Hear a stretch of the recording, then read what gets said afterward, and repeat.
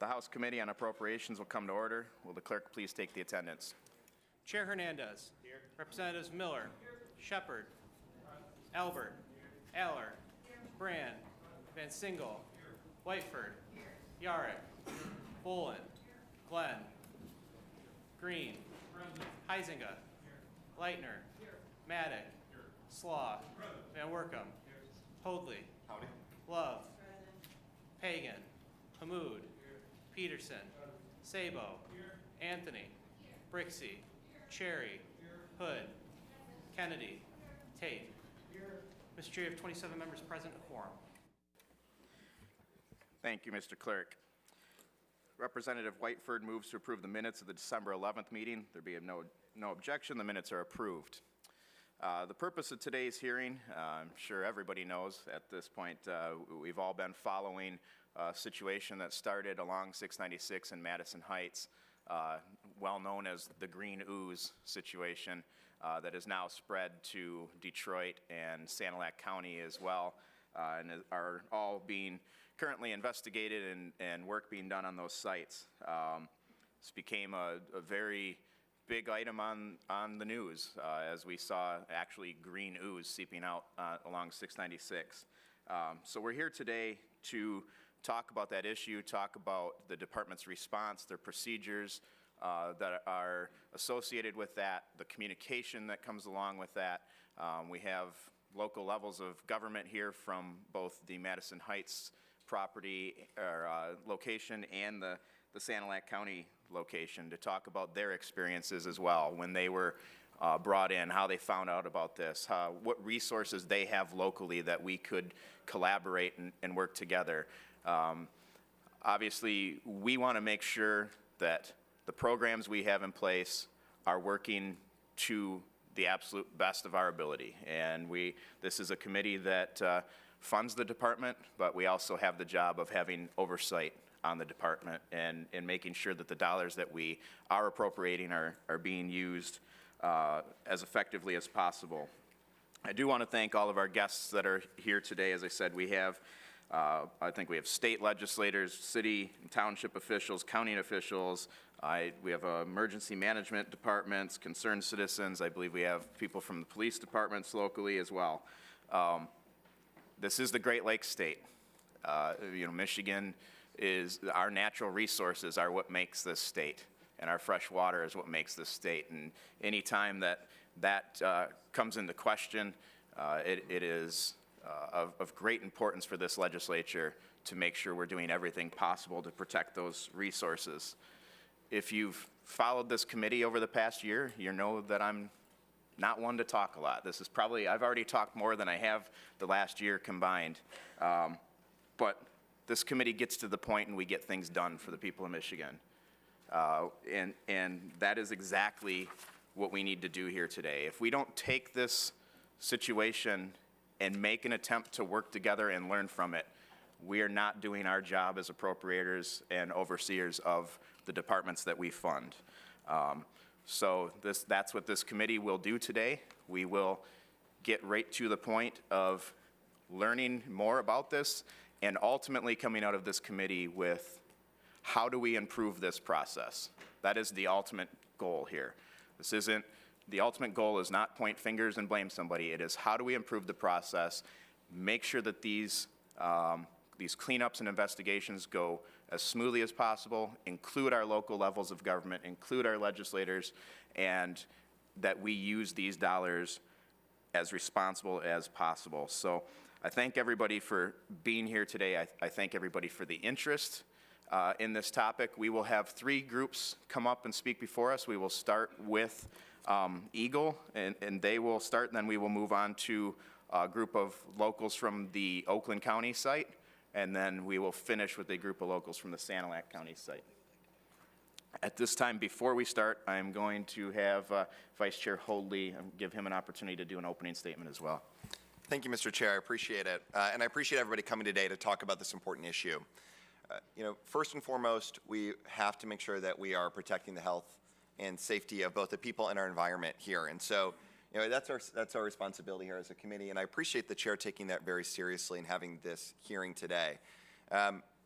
What we know is that because of the media attention and thanking the folks in the media to bring this attention, with the green ooze situation, it really called into question, yet again, the direction and the place that our environmental impact is having across the state of Michigan. We know that this conversation is much bigger than the green ooze situation in 696, found in Detroit and Salinak. But it's, hopefully we can use this, as the chairman was saying, to learn and grow, and so we can be responding to these environmental issues across the state, because there are literally thousands of contaminated sites. This is a decades-old problem that needs a permanent solution. So I'm hoping that the hearing today, as we're trying to find process improvement and as we're trying to figure out how we can both improve communication, that we're listening with an ear to be able to apply that to these sites and other contaminants across the state. When there are bad actors and the folks that flaunt the rules, we have to hold them accountable. And that's part of our job here in oversight as well. But at the same time, we have to make sure that we're pulling out here not only solutions for the local communities, but ways then to provide relief on many other issues. We have some of the most polluted zip codes in the country here. We have dioxin spills. We had an oil spill in my backyard. We have PFAS that continues to be a conversation across the state. So, Mr. Chairman, I appreciate you spending so much time on this hearing, because I think it's starting a very important conversation about protecting the health of our citizens and the health of our environment. And I'm really excited to work together to bring some of those solutions forward. And at this time, I'd also make a motion to excuse absent members. Vice Chair Holding makes a motion to excuse absent members. So moved. So today, for committee members, we have a lot to cover today. We have 3 groups coming up to speak. I'm sure there's going to be a lot of questions. We will take the appropriate time. If that doesn't get done in today's meeting, we will make sure we take the appropriate time on this topic. I am asking that committee members please one question at a time. If we have time, we will come back to you for a second question. If you have a follow-up on that same question, on that topic, that is acceptable. I ask that you ask for that follow-up through the chair so that we can keep this committee moving. With that, we will get started. At this time, we have Director Liesl Clark, Tracy Cascametti, and Mike Neller from Eagle to come speak with us. I think we'd like you to briefly, obviously we're going to be talking a lot about the green ooze situation, so briefly lay out that situation, what is going on with all 3 sites that we are currently aware of, the efforts that are being undertaken there, but also help us understand the process taken in general as well, how we engage locals, how we engage the EPA, what is that process, and how do we go about these mitigations, cleanups, and responses, not just on this site, but any project that could be coming up, and where are there opportunities for us? Thank you. Great. Thank you, Mr. Chair, members of the committee. We appreciate the opportunity to come in and have this conversation today. And I'm going to strike like half a page of what I had because we had such great intros from both the chair and the minority vice chair. So we'll get right to the heart of it. I'm Liesl Clark. I'm the director of the Department of Environment, Great Lakes, and Energy. And again, appreciate the chance to come in and talk a bit about the project and the challenges that we face. I think it's safe to say that we're all here because we care about our beautiful lakes and we care about the type of environment that we leave for our kids and our grandkids. We're all motivated by the same thing. And I think a lot of times when we have these conversations, if we start with that ground setting, it really helps us kind of find the path and figure out how it is that we're going to work together to get us where we want to go. Before I get into a little bit of description of the department's view on this, I want to introduce my Eagle colleagues that I have here with me. So sorry about all the tricky names that we brought before you, but Tracy Cascametti is Materials Management Division. She's been the lead on this effort and a variety of other efforts on her plate, but she's going to be able to give us a great description of the challenges in the recent history, and also she's got some experience with the further PAC history, because of course this is one that is decades in the making. And to my right is Mike Neller, and he is the Remediation and Redevelopment Division Director. He is new to his position, and I know you're looking for answers and you're looking for longer term with the agency. The reason that I wanted Mike here is because he's going to help us understand his philosophy around process and what he's bringing to that critical area of the department, and how do we think about the work that we do really interconnecting. So I'm going to have each of them just speak really briefly. We'll hope to answer your questions ahead of time, but happy to take whatever you need. And just to support the chairman's comments, we're always at your disposal.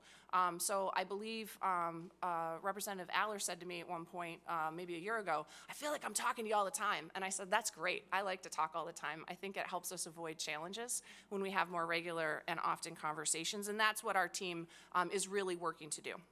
So when it comes to protecting Michigan's 10 million residents and our state's resources posed by contaminated sites, we have to have an understanding of the scale of the challenge in front of us. We have some number of thousands of contaminated sites in Michigan. If Eagle had modern IT systems, something I'll address in a minute, I'd be able to give you a more precise number. But whether it's 5, 8, 10, or even more thousand sites, it's a hell of a lot of sites, depending on how you categorize and count them. When it comes to inspection and other oversight, we prioritize those sites, and we pay closest attention to those that pose the greatest risk to human health. Under our status quo budgets, we have the staff and other resources we need to monitor the sites that pose the greatest risk. And I want to say at the outset, too, we at the department greatly appreciate working with the members of this committee on our budget. And so very much appreciate the 2020 fiscal budget and the increase in FTEs that we're applying there. That's good news. It'd be irresponsible and counterproductive to paint a picture for Michiganders that grave health risks from contaminated sites are hiding around every corner. On the other end of the spectrum, however, there's no amount of money that would ever allow Eagle to closely and routinely monitor every site on the list. Even if you gave us a blank check, Eagle couldn't find and train enough qualified staff to inspect our way to the bottom of that pile. So whether we like it or not, prioritization of sites is a simple fact of our lives. Given that, the question for all of us becomes, where should we land on that risk of continuum, or that continuum of risk? Where on there should we reach a point where we determine the costs no longer justify the investment? That sounds cold, and I hate to say it, but it's reality, and it means that I can't promise that none of us can expect to experience an incident again, like the one that we're experiencing right now in Madison Heights. But clearly, we've all heard from the public and many of you that you want more investment in riddling down that risk. Investment not just in dollars, but in streamlining and enhancing our risk management procedures, changing the culture of the agency and more aggressively tackling sites that, like electroplating, did not rise to the top of the list, where money and resources are available for assessment and cleanup. Given the reality of prioritization and risk, what does this case of EPS tell us about how Eagle is performing in addressing these contaminated sites? I'm both disappointed in what transpired in Madison Heights and also proud of how many members of our team have responded and how they've responded. My pride stems from the sophistication, hard work, and long hours that the team has invested in this site since we were alerted to the fact that contamination had escaped the building and the site itself. The commitment of our staff, of our EPA colleagues, and of our locals to serving the public has really been remarkable. Their professionalism and technical expertise has been on full and consistent display as they've worked the problem step by step and piece by piece with a keen understanding of what to look for, how to sequence the various steps of the response, and where to focus their attention in protecting any potential harm to public health and the environment. It should be noted that while staff have been working this issue, they've been under the white-hot spotlight of scrutiny. There are, at the same time, dozens, hundreds of Eagle staff quietly going about their jobs, inspecting, testing, and working with Michigan businesses to ensure that our grandchildren's children do not inherit the kind of mess Gary Sayers was allowed to get away with for a quarter of a century. And I thank all of those colleagues. If you go into that building today and you hear stories about the state of the property in 2017 when EPA and our team initiated a major cleanup, it's hard to imagine how that property was allowed to get and remain that way. It's really hard to believe that more red flags shouldn't have been raised sooner and more frequently since we first learned of the existence of the sordid pit where Gary Sayers deposited chemicals illegally. It's hard to accept that the company was allowed to handle and store toxic chemicals in that way and in that environment that EPS did. I know Mr. Sayers is serving time now for his negligence, but how was he allowed to get to that point? And how did 25 years of enforcement activity still fail to rectify the situation? This problem is disappointing and a stark demonstration that the processes I inherited from a distant and recent past are simply not good enough. I'm looking forward to getting to the bottom of what happened in this case, and I'm looking for the top-to-bottom review of enforcement procedures that Governor Whitmer directed us to conduct in light of the EPS matter.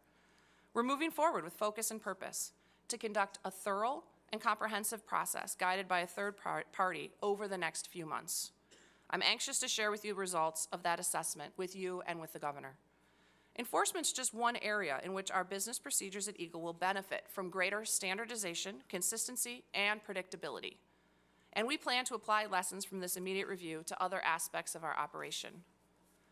But after a year at Eagle and hundreds of conversations with our staff, our leadership team, and stakeholders, I'm committed to working on both process and culture. Our staff is filled with problem solvers. As a team, they are anxious to and adept at working with people who want to do the right thing to arrive at and implement solutions that protect our environment and public health and enable our businesses to prosper. Assisting people in complying with the law is our first and best instinct. But when it comes to dealing with problem facilities that aren't acting in good faith, the message has been too often and for too long to pull punches. As we move forward under my leadership, we're going to enforce environmental laws in a reasoned and consistent way. That's something everyone in this room should welcome and support, because if we don't enforce our laws today, when the compliance assistance routine fails, we're essentially putting in place the conditions for a future moment when a reckless facility that was let off the hook comes back to bite us, with green ooze on an expressway or, God forbid, something worse. I'm not blind to the fact that I'm leading an agency that suffers from a lack of trust and still operates in the shadows of the Flint water crisis. Our team is consistently working to refill that trust bucket, knowing we must go above and beyond every day and that we won't enjoy the benefit of the doubt. I'm working to build a culture at Eagle in which we meet residents where they are and see things through their eyes, where we respond to situations as if members of our own families were the ones experiencing it. In recent incidences, like the one in Madison Heights and the riverbank collapse along the Detroit River, I'm proud of how quickly and comprehensively we've responded, and how much better we're doing at keeping the public informed and remaining faithful to the principles and benefits of transparency. In my view, we're all in this together when it comes to protecting Michigan's environment and public health. Eagle deserves and welcomes fair, constructive criticism of how we handled the EPS site over the past years and in the past few weeks. But we also need your support in order to do our job better in the future. You can help us rebuild the trust in this agency by embracing our desire to communicate openly and consistently with you, so you can engage your constituents with a greater understanding of our decisions and actions, giving us fair treatment in addition to holding our feet to the fire. You can also help us make wise investments in the future and spend less time and energy addressing symptoms instead of causes. The process I mentioned earlier will serve as the foundation for major investments in modern IT integrated systems at Eagle. EPS demonstrated the urgent need for these investments, that in rather than looking up the site's comprehensive history in a dynamic interactive database, our team had to dig through a stack of files that I think was 3 feet high, if I remember correctly. I could share 100 stories like that. In a world in which people conduct their daily businesses on their smartphones, our systems aren't anywhere good enough, considering the importance of our mission. I'm committed to working on that with all of you. I'm committed, and I appreciate you holding our feet to the fire. That's what we aim to do. We aim to be open, transparent, and consistent in the work that we do. With that, I'd actually like to hand it off now to Mike Neller, Division Director of Remediation Redevelopment Division, to give you a quick overview there, and then Tracy Cascametti is going to take us through a brief timeline of the project in front of us. Mike? Good morning. As Director Clark stated, my name is Mike Neller, and I'm the current Division Director of RD, the Remediation and Redevelopment Division within Eagle. I've been serving in that position for just over 1 month. RD, along with Eagle, have the responsibility and regulatory authority under Part 201 and Part 213 to manage facilities that have exceeded levels of contamination allowed by these regulations. The level of contamination of these facilities span the gamut of the worst at Superfund sites to ones where there may be evidence of only one contaminant exceeding the allowable limit by the slightest amount. In all cases, our task is to identify and manage the risks presented by these facilities and take actions to prevent them from affecting public health and the environment, with a priority placed on drinking water sources and ensuring that soil and groundwater contamination don't become a threat to indoor air quality. This can include taking enforcement actions against those known to be responsible for causing the contamination or using state funding to address and mitigate the risks posed by the facility. Like all agencies, we do not have unlimited resources, and we must prioritize which ones require actions and make choices on where to deploy our resources. Since I'm relatively new, I'm still in the process of getting a better handle on the number of facilities and the types of risks they pose and how they are prioritized for remediation. My current assessment of the Remediation and Redevelopment Division of Eagle is that I work with a group of smart, highly educated, and dedicated people who come to work every day to do the right thing for the state of Michigan. I also believe there are areas within some of our systems and processes where we can certainly do better. I understand full well that as the RRD Director, that is my responsibility. Thank you. And Tracy Cascametti. Good morning, everyone. Thank you for the opportunity to be here. I know I've spoken to a number of you over the phone, providing updates over the last couple of weeks, but what I'd like to start with today is a brief, high-level overview. Hopefully it's not too repetitive from the things that we've talked about before, and then, obviously have the opportunity for questions. I'm going to focus on the timeline from 2016 to the present. Certainly we have a long file on this facility, and I'm focusing on electroplating services in Madison Heights, not specifically the Sanilac County property or the Commonwealth property. We have a file on the Madison Heights facility that goes back until at least 1993, identifying deplorable conditions and mismanagement of hazardous waste and a laundry list of violations. That file also includes many attempts to bring that site into compliance through both civil and criminal enforcement actions.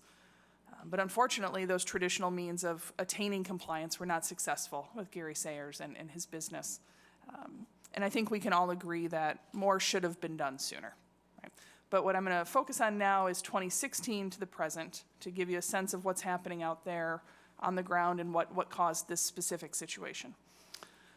In the summer of 2016, the department received a complaint from the city of Madison Heights, concerned with the chemical and waste storage inside of the building. We responded to the complaint. We observed these conditions that you've all seen the pictures of, the leaking barrels, the pit in the basement, the piles of sludge on the floor, just incredibly haphazard and storage of dangerous chemicals and wastes. Throughout that summer and fall, we attempted to get voluntary compliance from Mr. Sayers. We had gotten that facility cleaned up once in the past through working with him and facilitating a cleanup of his site. And we really believed that doing so voluntarily was the most expeditious way to get that material cleaned up. The United States EPA could not come in and do that cleanup of an operating business, without us first having given him the opportunity to do so. Throughout that fall, we met with his attorneys. We attempted to meet with his cleanup contractor and facilitate that cleanup, and it was just not successful. So in December of 2016, we took the aggressive action of issuing a cease and desist order and shutting down an operating business. That's an extraordinary measure that we don't often take in our hazardous waste program. It was only the second time we had done that. We've now done it a third time, most recently this year. But it's not a tool that we use often to shut down an operating business in Michigan. And I just want to point out that sometimes we hear, well, electroplating is a messy business. They all handle dangerous chemicals. What you've seen in these pictures of electroplating services is not what Michigan industry looks like. I have been in dozens, if not hundreds, of factories in Metro Detroit, from the smallest mom and pop tool and die shop to our large steel mills down in the Detroit River. And sometimes they're messy and sometimes they're dirty. This is not what Michigan industry looks like. So I don't want anyone to look at those pictures and think that this is what business looks like in Michigan, because it's not. The vast majority of our businesses comply with environmental law. So this is not typical. So we took that measure, we issued the cease and desist order, and we immediately referred the site to the US EPA to come in and do what they call a time-critical removal. Sometimes we hear, well, EPA didn't finish the cleanup. If this is oozing out onto the highway, obviously they didn't clean it up. But you have to think about what that cleanup was designed to do. That cleanup that was conducted in 2017 was designed to abate the immediate hazard. What was then the Department of Environmental Quality and the Department of Health and Human Services agreed that the chemical storage inside of that building posed an imminent and substantial hazard to public health. Specifically, we had chemicals being stored in proximity to each other that were chemically incompatible. You had a pit in the ground full of cyanide waste. Stored very nearby were large totes of acid under a leaking roof and next to an open door that had no means to prevent access. You know, this building was completely open to trespass, to weather. We could have had a chemical reaction in this building that caused a dangerous condition to first responders, right? To somebody who would come in and trespass on that property. We decided there was an immediate risk, immediate public health risk with that storage. So EPA's action was designed to come in and remove those chemicals and wastes. They removed over 5,000 containers, 37,000 gallons of liquid, but it was not designed to address the soil and groundwater contamination under that building. That is a long-term process. The EPA came in to do a short-term, time-critical cleanup. And so, don't misunderstand that we thought the facility was clean and we walked away. You know, everyone knew that there was soil and groundwater contamination under that building. What happens next is that the EPA turns that site back over to the state, and we start to assess it. It goes into our Superfund assessment group, and they review, what do we know about this site? How contaminated is the soil? How contaminated is the groundwater? And what are the pathways to human exposure? And that gets to what Director Clark was talking about in our prioritization. Thankfully, in this area, everyone is served by municipal water from the Great Lakes Water Authority. There's not a resident for miles drinking the groundwater here. And so, unfortunately, while we all understand that our groundwater is connected to our surface waters, the highest risk facilities that receive that highest risk ranking are those where people are drinking the groundwater. So we have to protect for direct human exposure first. And so because there wasn't a pathway from this facility to impact someone's drinking water, this facility was not recognized as a high priority site for contamination. We understand that groundwater migrates. We thought that the likelihood for it to migrate off-site and cause a water quality problem was small. Certainly, we did not recognize that it would migrate onto the highway. But what's happening out there is that the soil and groundwater is contaminated underneath the building. And as that groundwater moves through the soil, it picks up those contaminants, right? We've heard about this pit in the basement where he disposed of hazardous waste.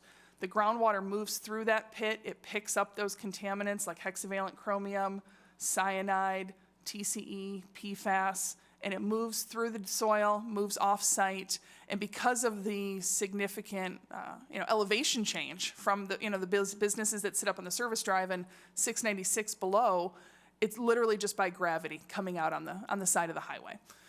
The expressway is actually acting like a big interceptor trench here, and it's allowing us to see this contamination that if the highway wasn't there, it would have kept on moving, below ground, and none of us would have seen it. And it may not have gotten the attention that it's getting today. So that release was discovered on the side of the highway on December 20th, and it was quickly traced back to electroplating services. The release on the highway is immediately downhill. All you have to do is stand on the highway and look up, and you see electroplating services. And just through visual observation, you can follow the green water up the hill. So as the release was discovered on December 20th, the response began that night. Eagle staff, along with MDOT, we contacted the fire chief. We went out, we checked it out. We immediately got in touch with the U.S. Environmental Protection Agency, recognizing that the response to this was going to exceed the emergency response capabilities of the state. So responders were on scene that night, excavating the frozen green liquid off of the side of 696, putting absorbent material and sand up against that embankment to stop the release, and then moving up the hill to start vacuuming, essentially with a big vacuum truck, vacuuming the liquid out of the basement to relieve the pressure on that groundwater to stop it from migrating off-site. And so the goal of the cleanup for the last, I think we're on 3.5 weeks now, has been to remove that contaminated groundwater, to stop it from migrating off-site. But we all recognize that's a short-term Band-Aid to this, because the soil underneath that building is still contaminated. And so as the groundwater moves through, we're going to be perpetually generating contaminated groundwater if we don't address the source of the contamination, which is underneath that building. Part of our response, in addition to cleaning it up, is to assess what risk it poses to the public. I mean, certainly it's visible. it catches all of our attention, and it's alarming when something green shows up on the side of the highway. No one is used to seeing that. I mean, folks at this table, we're used to understanding contaminated sites and assessing risk. The average person does not understand the risk or lack thereof of something green and alarming showing up on the side of the road. So part of our response was that risk assessment. And again, we're thankful that the area is served by municipal water. The water in Madison Heights comes from the same place the water at my house comes from. The Great Lakes Water Authority provides us drinking water, and no one is drinking that groundwater. So you'll read statements where we said there's not an immediate health hazard because of this release, right? We know that it looks dramatic, we know that it looks scary, but we did not believe there was an immediate health hazard from this material, other than direct contact, right? So that lane had to get closed. We had to keep people from pulling off onto the shoulder and changing their tire on the side of the road, right? So we took all of those steps to prevent direct contact and start removing that. But we know when this water comes out on the side of 696, it enters our storm sewers. There's a storm sewer that runs beneath 696. There's a storm sewer that runs beneath the service drive. Those sewers are designed to carry rainwater into our lakes and rivers. They do not go through a treatment system first. They do not get filtered and cleaned up. Anything that falls on the road ends up in creeks that are tributary to the Clinton River. Anything that falls on 696 ends up in Lake St. Clair. And so we know that those contaminants that are landing on the highway, they are degrading water quality. No one's saying that that's okay. No one is saying that that's acceptable. But in the prioritization scheme we talked about, the drinking water hazard has to come first, right? And so part of our response has been to assess what impact is this having on water quality. So we've been sampling Bear Creek, which is the nearest stream nearby. We'll continue to do that throughout the course of the cleanup. We're sampling storm sewers to gauge the effectiveness of EPA's recovery operation.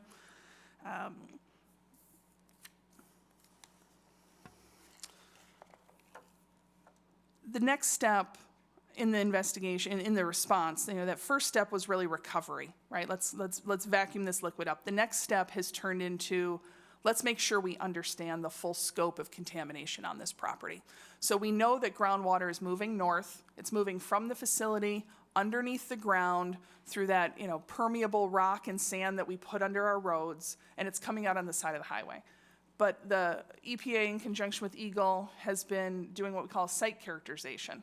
We've put at least 25 holes in the ground on all sides of the facility to sample soil and groundwater to make sure that we understand what direction the groundwater is flowing, if there's contaminants moving in any other direction. We have a neighborhood to the south. Thankfully, the expressway is essentially catching this contamination in front of us, but we need to make sure that this contamination isn't spreading in another direction. So this next phase has really been site characterization. There are some additional things going on site that you might see in the news. They're digging up the service drive and they're putting in a large interceptor trench. Our method so far has been to vacuum the liquid out of this pit in the basement. They also put a sump on the embankment of 696, but they're essentially they're constructing another collection point. So you're gonna see that the service drive has been ripped up and a huge pit is being constructed on the service drive as a collection point. But again, all of that is temporary. We will have to be perpetually pumping and removing groundwater from this site if we don't correct the source of the problem. If we don't address the contaminated soil that's under that building, this will be a perpetual state of pumping the groundwater and trucking it off-site to a hazardous waste facility to be managed somewhere else. I've mentioned the contaminants that are present. It's recently, we've discussed that there's also PFAS in that groundwater. It's common that chrome platers used PFAS-containing chemicals to suppress mists in their planing baths. The presence of that PFAS is going to complicate the response. Disposal of the water that's being pumped off-site is probably triple what it would have been if there was not PFAS in it. If it was just hexchrome and regular hazardous waste, the disposal cost would have been much lower. And so when we look at what is long-term remediation on this site look like, it's going to get complicated and it's going to get expensive because of the presence of PFAS, and that's driven by how difficult it is to dispose of and destroy PFAS chemicals. Lastly, I just want to mention that the EPA has launched a website. There's a public viewer where you can look at all of the data that's being collected, at all of the points, in an effort to get as much information out to the public as quickly as we can. This website's been established so you can see all of the data, you can see all of the sampling that's happening. We're holding weekly multi-agency update meetings with the City of Madison Heights, Macomb and Oakland County, all of the relevant state agencies and EPA. And we're also planning a public hearing, or I should call it a public information session. We're looking at the first week of February. We're working with the City of Madison Heights to put that together, to give the residents the opportunity to ask all the same kinds of questions that you're going to ask us today, right? We've been trying to put a lot of information proactively out into the media, put this website together, but we understand people still have questions. And so we're going to be holding this open forum in early February, bringing health experts, environmental experts, the folks from the city, and people will have the opportunity to get all of their questions answered. I apologize. So with that, I'm going to wrap it up and allow you guys to move on. So just 2 more sites quickly, brief overview. And let me say too, we also have this on the front page of our website. So you go to the front page of the Eagle website and you can find a tab that takes you into all the information from our perspective. On top of the regular communications that Tracy and the team have had with the phone calls she's mentioned. And I think the upcoming public conversation will be great too. Tracy's very good at public conversation, so that will be explanatory. So there's 2 other sites affiliated with this, as some of you are aware. So certainly the Sanilac site up in Deckerville, which came to our attention that he had been using this property to take some of his drums and things like that. So we sent inspectors up there most recently, but then also inspectors up there at the time when this became apparent to us. We've also done soil and water samples, and I understand we're sending in ground penetrating radar to look as well. So upon visual inspection, there was not concern about, we could not visually see that there was vegetation changes or that there was indication that things had been buried or disposed of on site. But we're going to continue to pursue that and make sure that in the data that we get back that that's consistent. The other property that he owns is the Commonwealth Avenue site in Detroit. In 2005, he was cited for transporting and storing drums of hazardous material there.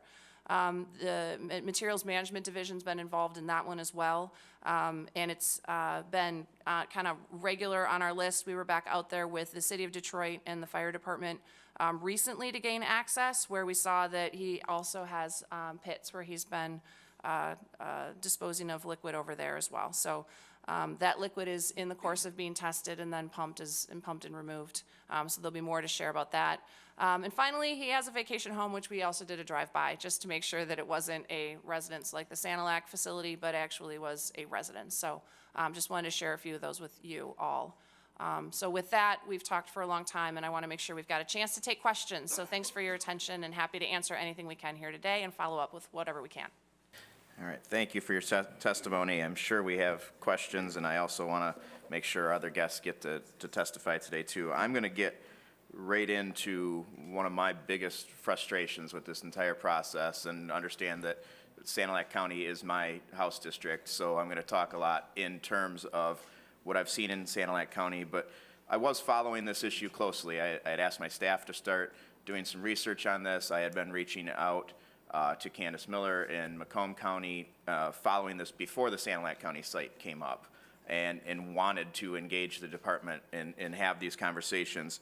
Obviously, when Sanilac came up, that's in my backyard, and I want to get right into the topic of communication with all levels of government, because I will tell you, I found out about the Sanilac County site sitting in a restaurant, having dinner, and seeing the TV in the bar and recognizing the township supervisor on television and thinking, what the heck is going on here? That night, I was in communication with my member of Congress, my drain commissioner, my township supervisor, the emergency management director, every level of government. And I have, since we've brought this up, I've had legislators tell me that they have great communication with your department when there's issues in the district. And I've had others tell me they have no communication with your department when there's issues in the district. And I've had people tell me, on this situation, I don't know who the point of contact is. I have concerns that if this wasn't such this great newsworthy image of a green ooze literally coming out the sidewall of 696, we wouldn't have the communication that we have today. So I want to know what that protocol is, because I do believe that there are things that could be done, that there are resources locally, there is knowledge locally. You brought up ground penetrating radar. The only reason that has come up is because locals got involved, and we know people who live around the property in Sanilac County who said, I have seen this person and heard this person operating excavators at 2 a.m. on that site. There are great resources in our local government, and I want to understand, what is that standard process of communication? How do we bring in the locals? Because my drain commissioner has resources, my emergency management director has resources, the township has great knowledge of this. As we know, you were on this site in 2017, and my feeling is, had we had that communication, some of this could have been resolved in 2017. Sure. So we can always strive to do a better job communicating. So it's something that we always want to get better at. And I know you and I talked on that Saturday. I think that we have a fantastic legislative team that's available to all of you at great regularity. I think everybody knows Sarah and Travis, and they have regular conversations with them. If we can do better, we want to do better. We want to make sure that you and all of your colleagues have the information that they want to have at their fingertips about what's going on. We can always communicate better with locals. We've learned a lot. This is unhappy outcome of the work on PFAS over the last couple of years. We've learned a lot about how to have regular conversations with the locals. And one of the things that we found consistently really lines up with what you just said. The locals know way more about what's going on in the ground. That's not our role. We come in as the state. The Sanilac property is a little bit different, because the Sanilac property was assessed multiple times to not have direct public health risk, a high level of direct public health risk. So I get what you're saying, and I want to do a better job of communicating on that. When we prioritize, and part of the reason that you saw the immediate response based on the way Tracy described it, was because of that level of concern over direct public health risk. So I hear what you're saying, and we always, again, appreciate constructive criticism to make it better and make sure that we're doing a better job communicating. I couldn't agree more that the locals know way more on the ground, and I couldn't agree more that the way this entire thing has played out has been pretty disappointing, and I think we have a real opportunity for room for growth. I will follow up on that Yes, sir. off-site here, Glad but to. I want to make sure that we get to some of these other questions and that we get our both of our local groups up for questions as well. So at this time, Representative Green. Thank you, Mr. Chair. Thank you, DEQ, or Eagle, I'm sorry. As members of the Appropriation Committee, obviously we're aware of the amount of money legislature has appropriated for the purpose of environmental cleanup, investigations, and remediations. Some of us are more up to date on that than others. We're also aware of a recent lawsuit that our AG has filed against alleged polluters in a different case. All of that being the case, can you review how Mr. Sayers and the EPS are liable for the cleanup? How much is he required to pay to clean up his mess and not hold the state of Michigan physically liable for his pollution? Likewise, how much have we as a state actually recovered of any type of penalties, fees, judgments, et cetera, et cetera? Okay, so I'm going to let Tracy go into detail. Before I do that, I just want to set up quickly. When we look at contaminated sites overall, we've got a chunk that have responsible parties, right? So where we know who's done it and that it's migrated off-site. And so there's a role there that is different than the other chunk. So the other chunk is those that don't have responsible parties, orphan sites that are the responsibility of the state. In this case, we do have a responsible party, so that's a good thing. Tracy and a bunch of state of Michigan employees have actually spent a lot of court time literally just this week on this case in particular. So I'll let Tracy take it from there. Sure, I appreciate the question. Gary Sayers is the responsible party for this contamination. Sometimes we hear in environmental cases that somebody has a different level of liability for cleanup because they didn't cause it. In this instance, Gary Sayers, Electroplating Services, they are the liable party under both hazardous waste law and our environmental cleanup law. But the reality is his ability, or his ability to pay for the cleanup. So EPA went in, their cleanup cost almost $1.5 million. In the criminal case that he pled guilty to these hazardous waste violations, that plea came with a year of jail time and $1.5 million in restitution. The EPA has not been paid back yet. It's whether or not the federal government will pursue that restitution, I can't speak to. Certainly, we are evaluating any means we have, whether it's appropriate or, to assess additional penalty and recover additional costs out there. We have not, moved completely through our enforcement position here. I mean, really in these last 3 weeks, we've been focused on the immediate response, but I don't think any of those enforcement options are off the books. But the reality in many of these cases is that a guy like this, a facility like this, will file bankruptcy. His other properties will be shielded.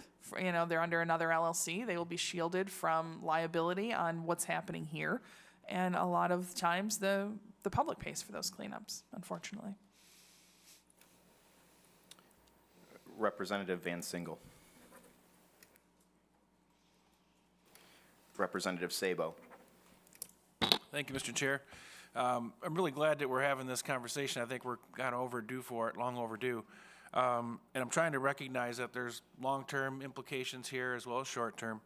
But I'm kind of curious if you could talk more about your prioritization process, because I think that there's a lot of people in low-income minority communities that feel that they're not heard often when it comes to these types of issues.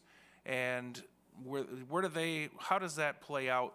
I appreciate what we're doing here in this particular zip code, but there's other areas across the state that we all know is we have major issues in, and we're waiting. Big things are waiting to happen. So if you could talk more about that prioritization process.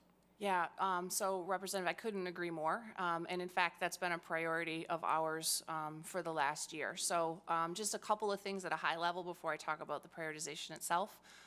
In the executive order that created EGLE, as many are aware, we also created the Office of the Environmental Justice Public Advocate. Regina Strong, who came on board last year, it was right away in February. She's also organizing an interagency response team around environmental justice that's been meeting monthly across the departments. So there's a lot of departments that sit at that table. They've been meeting monthly since July, and we'll soon be announcing an environmental justice advisory committee as well. We think it's really important to meet communities where they are and to understand what their concerns are. And in fact, that's something that I think our team did really well with the Detroit River incident with Detroit Bulk Storage was, have real frank conversations, understanding what the community's concerns were. We've also created a role that is a drinking water public advocate or clean water public advocate. So Nina Sassy's joined us in that role as well. These are avenues to create more dialogue, right? They're ways to try to make sure that we're getting more perspective, meeting people where they're at, and adding more of that dialogue to the work that we do. But when it comes to prioritization, we think a lot about that impact to public health, right? So we have limited resources, and we want to use the resources you allocate to us wisely. And so we want to focus on, where is that biggest opportunity to minimize risk to public health and the environment. And so, that's largely the framework through which we look at those sites. I will say, and this is, something that is near and dear to my heart, I want us to look at that prioritization scheme and understand what are we doing, how are we doing it, are we doing it in the best way possible, which is one of the reasons, I'm excited to have Mike on the team and have his brain thinking about this. Mike, I don't know if you have anything to add around prioritization that I didn't hit. Nothing really, just again, as the director said, our primary focus is drinking water first, and then the other vapor intrusion issues into indoor air quality, and then it goes from there. And so then it's trying to figure out what poses the immediate threat or biggest risk, and then how we can best go about trying to remediate those. Representative Anthony.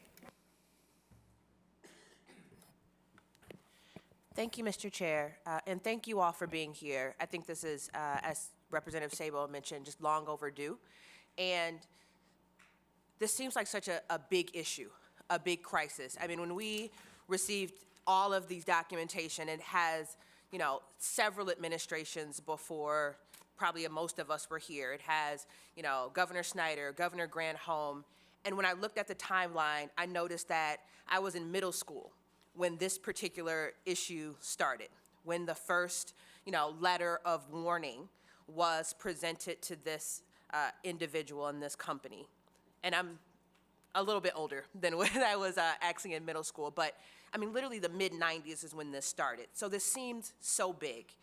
And the thing that's been keeping me up at night is not just this particular region, but the fact that we have over 7,000 contaminated sites across our state, several of which are right here in my district, not too far from this Capitol.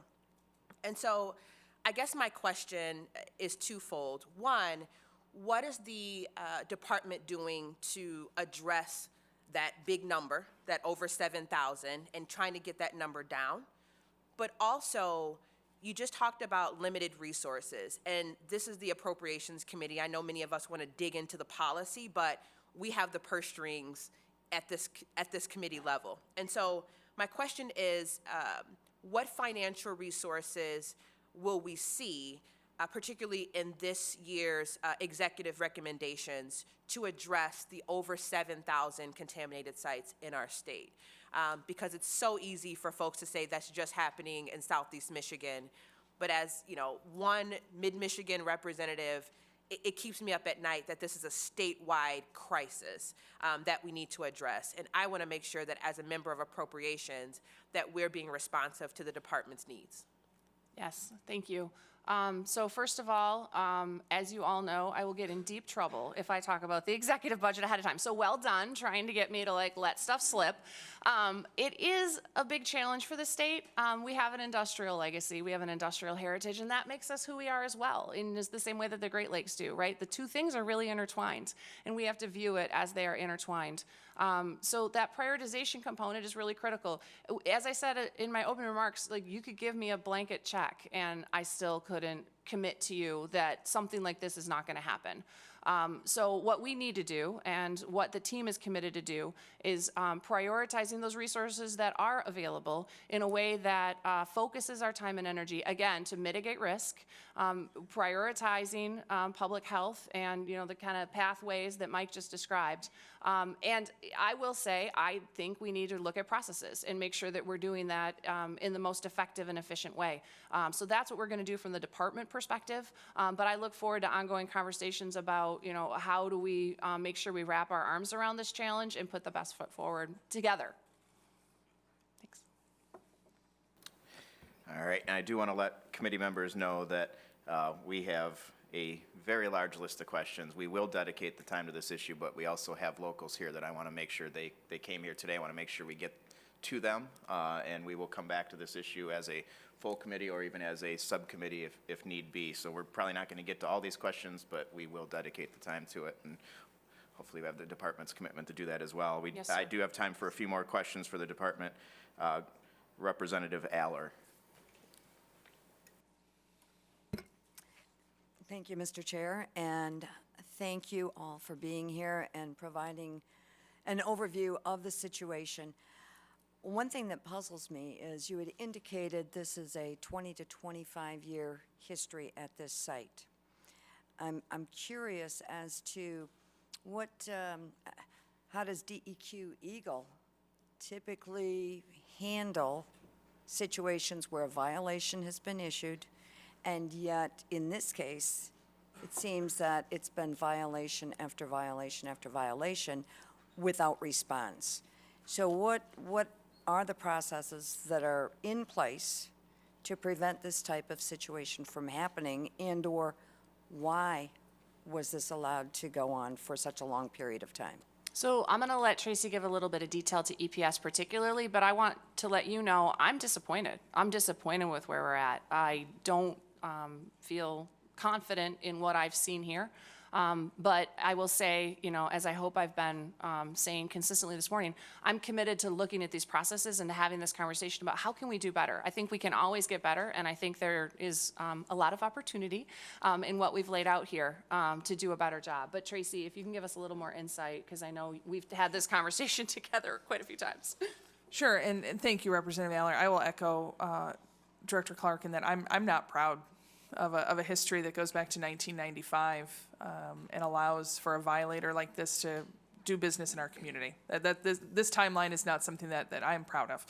I can speak personally to a shorter segment of that, but I can look at the file and I can try to understand what happened there.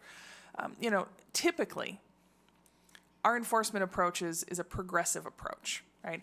And that is typically successful with most Michigan businesses, right?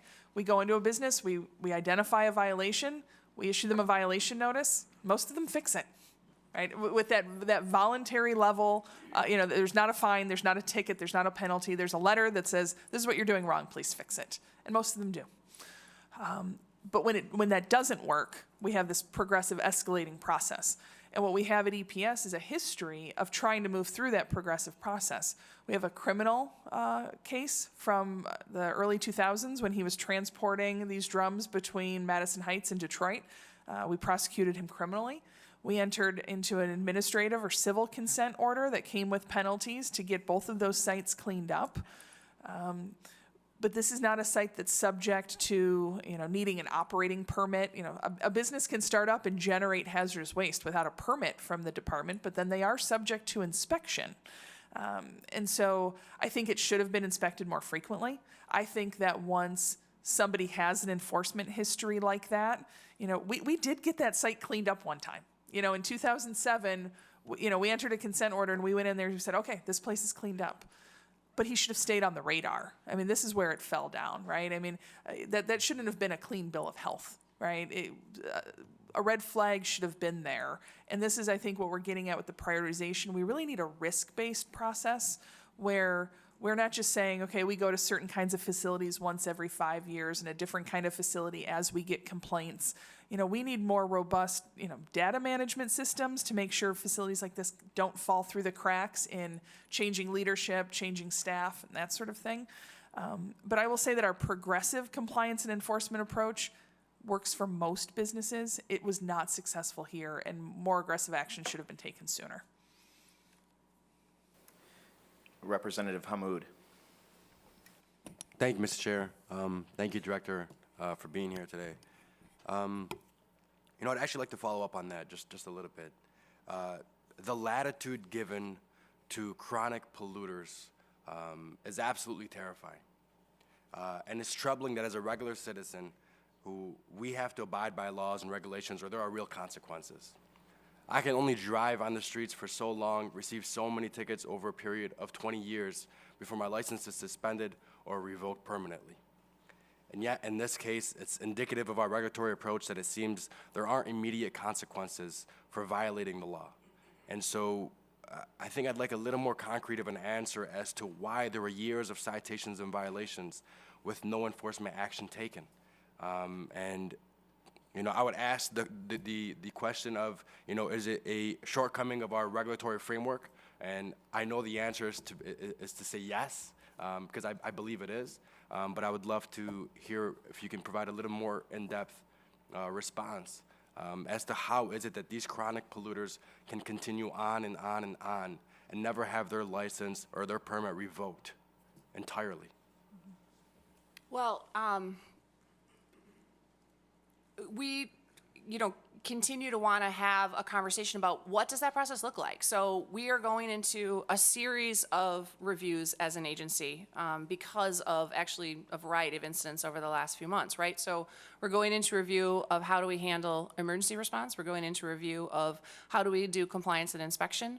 All of these things will help us get better. In the immediate, we're also doing a review of this case specifically and running through it, from a very detailed timeline perspective, like where could we have done better? That being said, I am very cognizant of the fact that while we think through risk, we need to make sure that we're dealing with the incident that's immediately in front of us. And so I've got team members that worked, solidly over the holidays because they were wanting to be on the front lines and making sure that they're protecting public health and the environment immediately. And so as we get to a point where we feel like, we're pumping and the water is contained and we feel like there's a little bit more stability to the process, no question, we're going to get in great detail about where are there opportunities to do more. I think that will be a fruitful conversation of, are there places where our statutory structure isn't serving in the best interests? I don't have those answers right now, but I'm happy to commit to working with you and any member of the legislature that wants to have that conversation as we go into greater detail. Representative Whiteford. Thank you, Mr. Chair. Thank you, Director, for being here today. Looking forward, what type of timeline do you have for this cleanup, and what type of costs should we as appropriators be expecting? How much will we as a state ultimately be on the line for? And I realize we have federal agents involved in this as well with the EPA, but I'd really like to have an idea what we have on the horizon. Yeah, that's a really tough question, just FYI, and I'm going to let Tracy take it. No, I'm just kidding. I am going to let Tracy take it. It's a tough question because we're still understanding the characterization of the site, but she can give you insight into what she's seen before and what kind of prognosticating we can do at this point. It is a good question, and it is a hard question to answer. Part of it depends on what is the ultimate remedy going to be on a site like that. I will say that EPA's action that they're undertaking right now, what I've called a Band-Aid, right, this temporary fix of just pumping the water, if we don't address the source of the pollution, that will be a perpetual job, right? Groundwater will continue to come in contact with that contaminated soil if there's not a different remedy. So just pumping the groundwater cannot be the whole answer.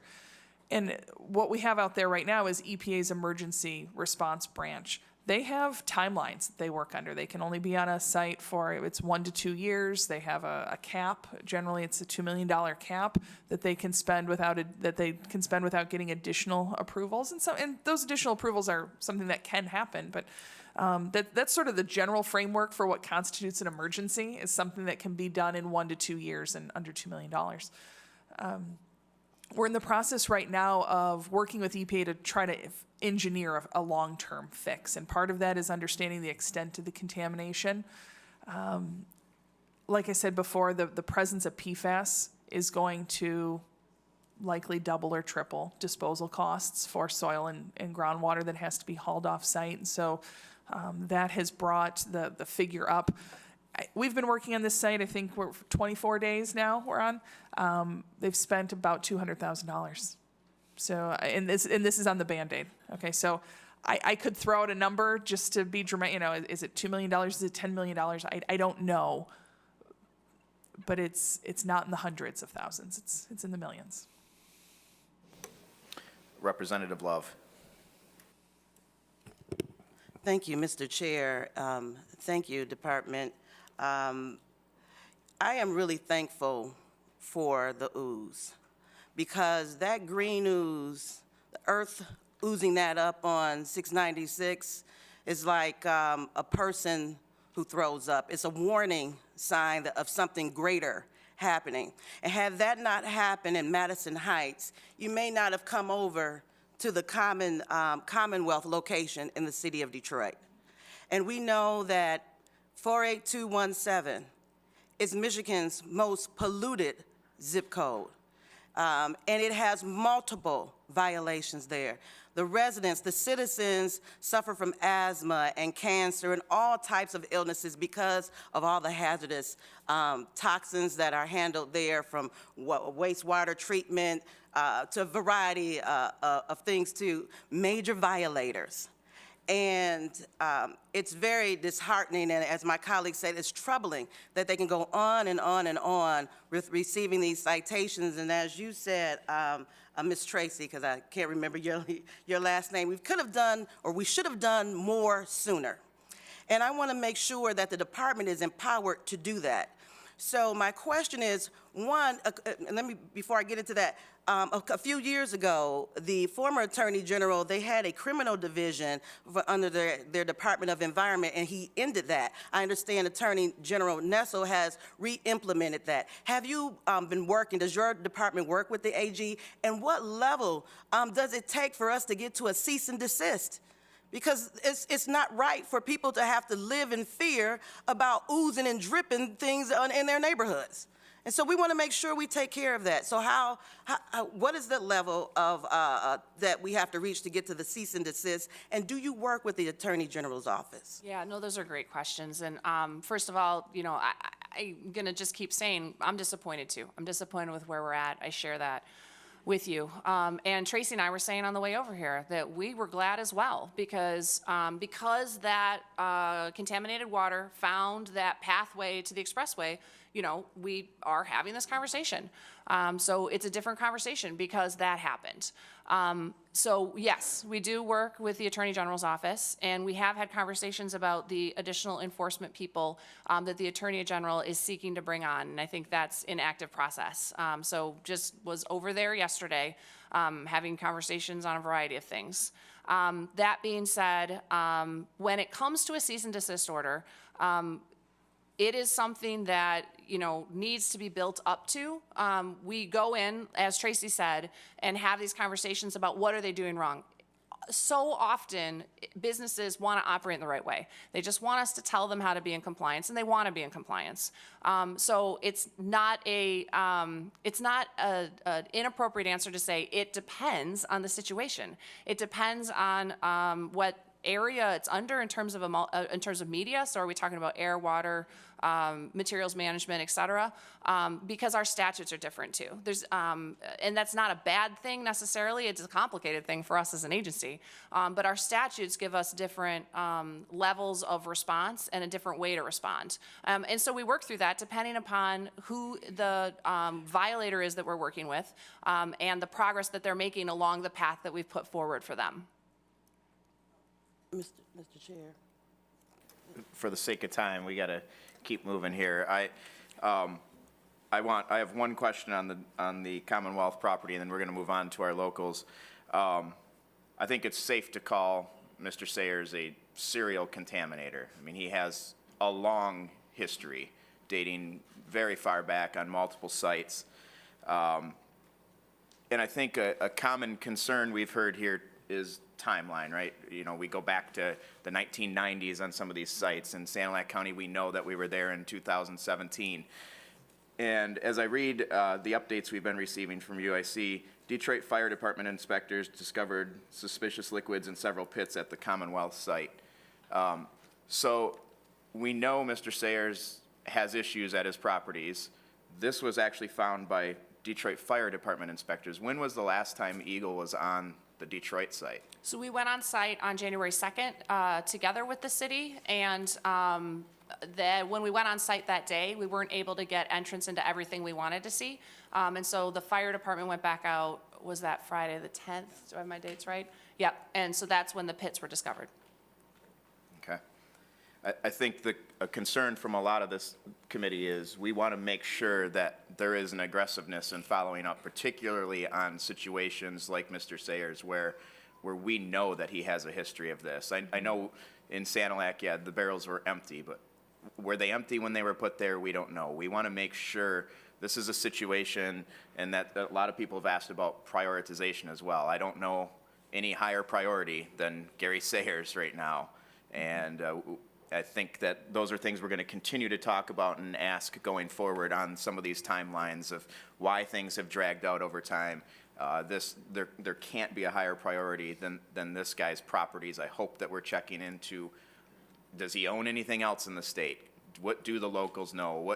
What are the history of fire inspectors being on this site? We need to be in communication at all those levels. I thank you for being here today. As I said, we will make sure that we have ample time to continue further on this subject, but we did have some of our locals travel here today. I want to make sure that they each get about 15 minutes per group up here. So thank you. We will continue to engage on this subject. Great. Thank you, Mr. Chair, members of the committee. We appreciate it. At this time, I'm going to bring up our Madison Heights and Oakland County group together. We have Representative Jim Ellison. We have David Coulter, the Oakland County Executive, Kathy Forsley, Oakland County Department of Health and Human Services, Melissa Marsh, City Manager of Madison Heights, Rosalind Grafstein, Mayor Pro Tem, City of Madison Heights, and Corey Haynes, Police Chief, City of Madison Heights. I'll ask Representative Ellison to kind of kick us off and then give a little bit of your history of interaction with the department and where we are today on the Madison Heights site. Thank you. Thank you, Mr. Chairman. I really appreciate your expediency in getting this hearing in front of us today so that we can address this issue, and to allow my constituency from the City of Madison Heights to come and share with you what they've been going through for the past almost 4 weeks. The release of this chemical, this hexavalent chromium, cyanide, TCEs, PFAS, and other really, really bad stuff is a travesty. And it's imperative that we provide the needed resources to get this site fully cleaned up once and for all. This kind of environmental disaster is clearly outside the realm of what we can expect our cash-strapped cities to be able to overcome without our help. It's also important that you hear firsthand from our district some of the breakdowns of interagency coordination and bureaucratic paralysis that led to this property going without remediation even after a 27-year history of documented violations, blatant and unacceptable violations.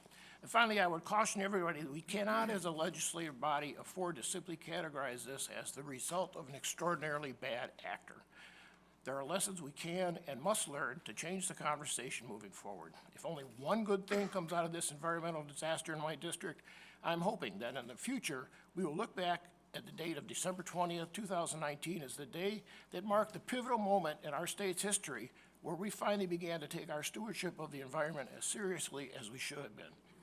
If we can look at what happened in my district and say we changed the acceptable norms because of it and changed the culture of complacency, then I'll be very proud to have helped facilitate discussion. And with that, I'd like to turn the mic over to City Manager Melissa Marsh from the City of Madison Heights, that she can give you a rundown of what's been going on. Thank you very much. Thank you, Chairman and committee members. I appreciate the opportunity to speak with you today. My name is Melissa Marsh. I am the City Manager of the City of Madison Heights, and I am joined today by Mayor Pro Tem Liesl Grafstein and Deputy City Manager Police Chief Corey Haynes. My concern as a City Manager of Madison Heights is not only for the health and safety of our residents, but for the health and safety of all of those in the southeast region that either travel 696, residents in adjacent communities, and the residents that live along our regional waterways. I'm very thankful to Eagle and the EPA for their quick efforts to address this emergency situation that became known on December 20th. I would echo the comments of the director that I'm very proud, not only as a city manager, but as a resident of Michigan, of the current Eagle staff that you have. They have done an excellent job in diverting the stormwater and developing a long-term solution for this electroplating site. Unfortunately, as you heard from Tracy a few moments ago, the measures currently being taken by the EPA are only temporary, and they will have to be ongoing. A long-term solution must be a complete remediation of this site, something that, in my opinion, should have happened in 2017. As Tracy explained, it's really unknown what the long-term solution and the cost of this site are, but in my opinion, it includes the demolition of this building. It would be a complete remediation, which would be removal of the source, which is the soil, and treatment, of course, at an EPA-approved facility, which the cost to that yet is unknown. On Friday, we learned that this site will be put up for a Superfund site again. However, it didn't meet the qualifications in 2017 for federal funding because it didn't affect drinking water, and I doubt that it is going to meet the qualifications this time either, because in the scheme of things, it doesn't rise to that level on a federal funding list. It's also my understanding that once you get on the Superfund list, this is a 10 to 12-year cleanup, and that completely is unacceptable. That is not any type of solution for us. This experience to me has been very eye-opening. I'm a relatively new city manager, and not only as a city manager, but as a resident of the state of Michigan. I've learned quite a bit of things throughout this process that I'm just flabbergasted by. So some of those things I would like to present to you as things that from a municipality I think could be changed. For example, as you know, you have heard here today, this facility has been cited by the MDEQ as far back as 1996. It was cited numerous times, and to my knowledge, the city was never notified of that. I realize that the MDEQ, now Eagle, probably gives out hundreds or thousands of violations a year, and it just is kind of unrealistic to expect that they're going to, call me up every time they have a violation. But when you have somebody that is a constant repeater or a reoccurring situation, they have multiple violations, reach out to us. We have boots on the ground, and while we don't have, environmental specialists on staff, we don't have the financial resources to hire these people, we know more about what's going on in our community than people at the state do. So just make a simple phone call. I mean, our fire department was out in 2016 and was the reason this site was re-identified in 2016, and this was brought to the EPA's attention at that time. Secondly, I've heard today, as I have heard in the past, that this is only the third time that an active business was shut down for violations and mishandlings of hazardous waste. The tool of closing a business and a violation shouldn't be an extraordinary event. I tend to think that this is not only the third major polluter that we have had in this state, and I'm not sure why there aren't easier tools or why it isn't easier for Eagle to do a cease and desist on businesses. Next, I'm sure you all have heard through the news that Madison Heights is in litigation with this owner to get this building demolished. This is a fight that the city has been pursuing at an extraordinary expense to my community since 2016, and we only just now got a date in front of the court, and we still don't know if we can get this building torn down. We can prove that it is contaminated. Everyone knows it's contaminated, and it is a long and litigious process to get to that end state. Finally, it was documented by the EPA in their final report that was dated 2018, and I'm going to read what it says because I don't want to misstate. The immediate risk to the public health or the environment from direct contact or exposure to potentially uncontrolled hazardous waste liquids and solids has been eliminated at this site. The EPA and the MDEQ maintain ongoing coordination regarding further investigation of the site. Based on this report that was received by my city at that time, city officials believed that this site would be under monitoring by the Eagle. We now know, and we have heard here today, that there are thousands of sites like this across the state of Michigan, and there just aren't resources to get that to the level. It just basically didn't rise to the level of severity to make it to that inspection list. I think that there should be a risk factor put into that. This site, based on nothing else than the reoccurring violations, should have made it to at least be inspected on an annual basis. And definitely, since we knew what happened in 2017, the EPA came in and spent $1.5 million in a year of their staff time cleaning this site up. It should have made it to the top of that list. So that is definitely something that needs to be evaluated, in my opinion. It is clear to everyone today that this electroplating site is in immediate need of a complete remediation and cleanup. The city of Madison Heights simply cannot fund this. So therefore, I'm here today to ask you for two things. The funding of a complete remediation and cleanup and contamination of this electroplating services site and other areas affected by EPS and Gary Sayers, and to support the long-term measures to address other contaminated sites throughout the state more effectively going forward. We would hope to see what happened in this city, even though it is terrible for me and my community, but I hope that it'll be a lens through which we learn how to better be stewards of our environment and address messes like this in a much more effective manner going forward. Thank you very much for your time.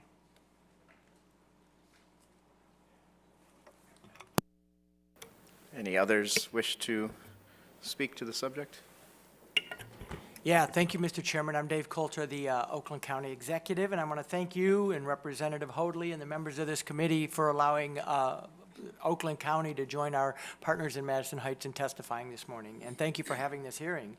I don't have to tell all you that this, the central role of government at all levels is the safety of our residents, and the safety of our land, our air, our water is paramount. It's vital that this work be done in a collaborative, regional, and comprehensive manner. One that assures our mutual constituents that above all else, we're putting their safety first. Since Friday, December 20th, the work of the EPA, Eagle, the City of Madison Heights, and many other partners has been focused, I would say effectively, on mitigating the incident and comprehensively evaluating the site for full and long-lasting mediation. There's been no hesitancy on the full level of testing necessary to evaluate the scope of the problem, and information to the public has been transparent. To our understanding, testing that we understand to be underway at this point includes the following. There's 360-degree testing of soil and groundwater in an ever-expanding distance around the electroplating facility until the results come back negative, so that we can identify the furthest reaches of the contamination. Excuse me. So that we can identify the furthest reaches of the contamination. There's continued testing, and until full site remediation, I understand, of the stormwater that runs into Bear Creek, which flows into the Clinton River and eventually into Lake St. Clair. And there's continued testing, and again, I understand until there's full site remediation of the storm drain on 696 that runs directly into Lake St. Clair. So we also believe, and I'm joined here today, by the way, by my County Health Director, Kathy Forsley, who has additional information if that's helpful, as a comprehensive remediation plan is developed that the city manager addressed and is certainly needed. So, for example, a few of the things that we're concerned about in Oakland County. TCE and other hazardous substances observed in this earthen pit, which is now filled, are highly associated with vapor intrusion. In addition to monitoring wells for shallow groundwater, a perimeter should be established to monitor soil and gas and its potential to migrate to nearby businesses and homes as a significant vapor intrusion hazard to indoor air. After careful planning with our partners at the local level, deeper soil and aquifer tests to ensure the contamination has not reached below the clay layer in this area. Testing is needed for a significant distance along service lines such as sewers, electrical chase, natural gas runs, and any area such as these where groundwater will follow because of disturbances in the natural soil. And then finally, deeper well monitoring wells. There appears to be an emphasis on shallow groundwater and the northeast flow direction. The groundwater flow direction of the deeper aquifers, known from the review of current and historical well records, should also be determined. Finally, it is vital that we hold the perpetrator of this chemical catastrophe accountable. It's outrageous that Mr. Sayers, the business owner, for decades operated this electroplating business in such an irresponsible, nearly unbelievable manner, including initiating the disposal of dangerous chemicals in a dirt pit. The fact that he is in prison is small comfort given the long and expensive road ahead to address his criminal behavior. I hope that all the legal remedies will be sought against him, and that polluter pay laws will be strengthened to make sure these sort of people are held accountable in the future. In addition to the testing and plan formulation, however, the purpose of this hearing, I believe, is really an important one. How do we assure that the resources are available to remediate this site? Obviously a huge issue that you've discussed. We're pleased that EGLE and EPA are reevaluating the data and completing a Superfund site assessment, but as the city manager has alluded to, we're not sure that we're going to qualify under that criteria, which isn't to say that we shouldn't try. And by the way, Oakland County stands ready to work with the city of Madison Heights on options for the demolition that must occur before that site can be cleaned up. We're not going to allow that demolition to delay the remediation of that site, and we'll work with them on how we can move that demolition forward. So while I'm confident that this site will never again be left in limbo, thanks in part to this hearing, I appreciate the desire of this committee to ensure that this doesn't happen in any other community. I'm also pleased that the governor has requested a full review of the process that began under the MDEQ. This site is one of, I don't know, pick a number, 10,000 potentially hazardous sites in Michigan, 3,000 of which we're told have been identified by EGLE as an active problem. Many of those in my county, probably in every one of your districts. We need to be able to assure local communities that they have the full information about the sites within their boundaries. This has been particularly challenging, and that adequate resources are put in place to monitor and then address them in a timely fashion. We've learned the hard way in our state that when we turn a blind eye to these infrastructure needs, our citizens suffer tremendous consequences. As a former mayor myself, I know that local communities alone cannot resolve these tremendous infrastructure needs. Our local communities do not shy away from doing their part, but we really do need comprehensive state solutions. So I thank you for your attention to this issue and for your willingness to have us here today. Thank you again, Mr. Chairman. Thank you. I have one question from Representative Love. Thank you, Madam City Manager. This question maybe you can answer.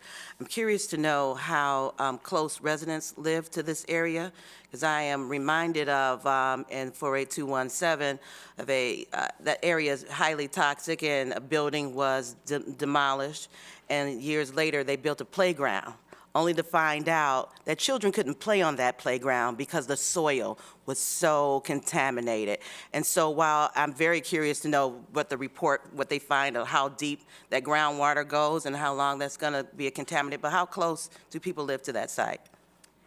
Well, we are very fortunate, if I can say that, because 696 is really working as a interceptor, I think would be the right description, to protect our residents. So there are residents from Hazel Park nearby in the adjacent area, but there's nobody in the immediate vicinity. There's industrial places, the rest on that strip and across the road, and then 696 is there really providing a barrier to protect the residents nearby.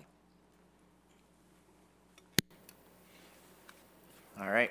I want to thank you for joining us today. Obviously, again, the conversation will continue. I want to thank you for your emphasis, particularly on the engagement of locals and the knowledge that we have in our communities of these sites and the ability to actually assist and make these things happen faster and more effectively. So thank you for joining us. And at this time, I saved my own district for last. They had to sit and wait. We will have Todd Hillman, the Sanilac County Emergency Management Director, Kurt Schubel, Marion Township Supervisor, and Greg Alexander, Sanilac County Drain Commissioner. I'm going to ask Mr. Hillman to lead and talk about his engagement on this over the past couple weeks, and also going back to 2017, what his knowledge was of this, how he became aware of this, and then the other, Mr. Alexander and Mr. Schubel can follow. So thank you. Again, good morning, Mr. Chair, committee members. Appreciate you inviting us down to have this conversation. We live up in what they call God's country, and a lot of those people up there kind of think that we're forgotten about when it comes to things like this. And lo and behold, here we are. So it's a very good experience, and I think it's very beneficial to all of us. We're here today because of a site up in Sanilac County, which I was made aware of New Year's Day at 6:30 in the morning when I received a text message saying we got a potential highly toxic material situation going on in the county. Up until that point, I'd heard nothing about that site, and wasn't real sure, working in emergency management, also being involved in the fire service for 33 plus years, that I understand that if it was something super critical, extreme, that I would receive a phone call or a page from my central dispatch and say it's time to go. So made contact. Actually, it was Drain Commissioner Alexander here that sent me that text, and made contact with him, had conversation, and explained to him, being New Year's Day, there really wasn't an immediate emergency for the situation, so we were sitting tight for that day. And so the next morning, I contacted one of our detective sergeants, and him and I went for a ride up to this site. Again, up until this point, I had no idea there was any issues going on at this site at all, or even if it had problems. We weren't informed of that. So we went to the site, got there, it was all posted no trespassing, so just on the legality side of it, we observed from the road, which we couldn't see a lot. And so we headed back. This would have been on Thursday that this happened. On the way back to the county seat, I made contact, got thinking about where the next position was. And so you guys are aware, Sanilac County is covered by their Bay City office. And being I knew that there was some connection here, I'm not sure where Bay City was in this thought process, so I contacted my district coordinator, which also oversees District 2 along with District 3 with emergency management, and asked him if he had any knowledge of anything or had some connections for me, and he immediately gave me connections to someone at the office down here in Warren. Going through that process, trying to get everything in a row, making sure what was going on the next morning. No, it was that day. I made phone call to him and told him who I was, what was going on, and where it was. And he goes, "Oh yeah, we were up there and inspected that site in 2017." That was information to me.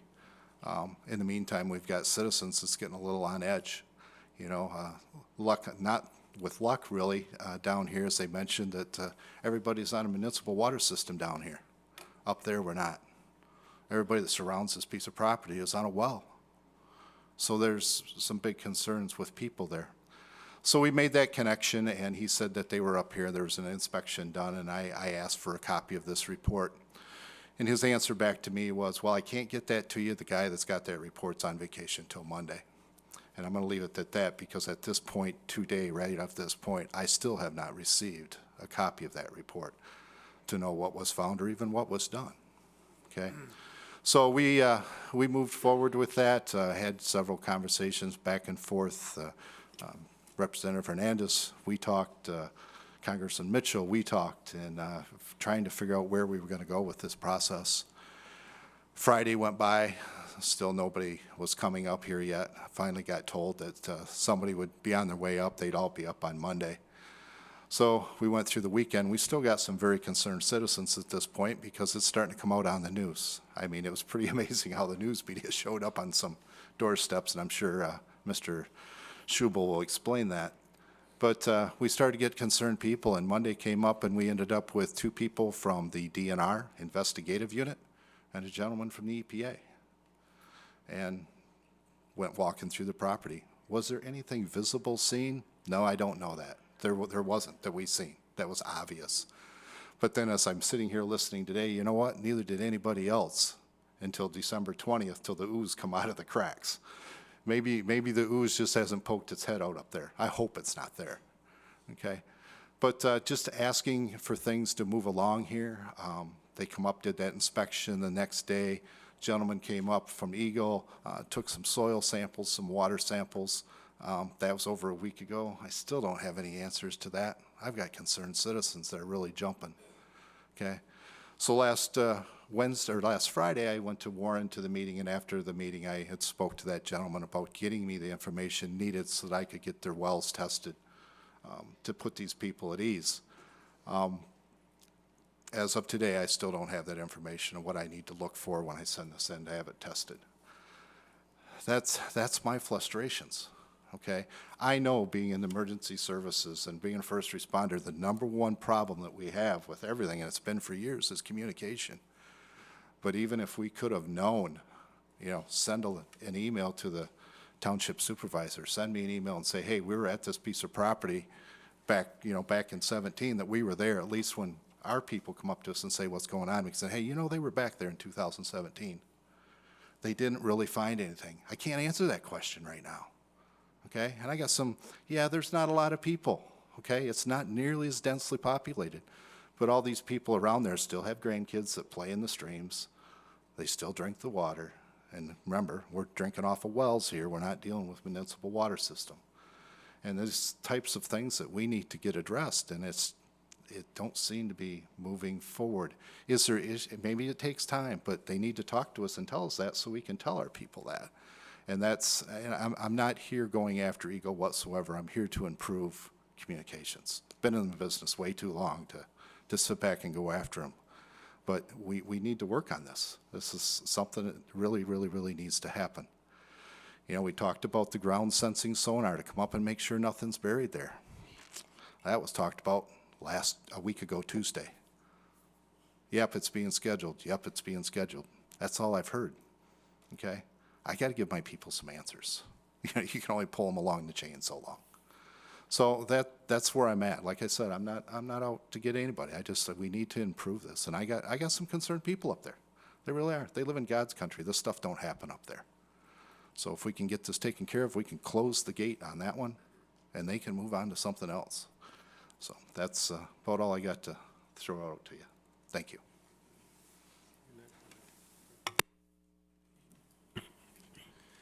Good morning, and thank you, Mr. Chairman Hernandez, for taking our testimony today. My name is Greg Alexander. I'm the Sanilac County Drain Commissioner. I was elected in 2008.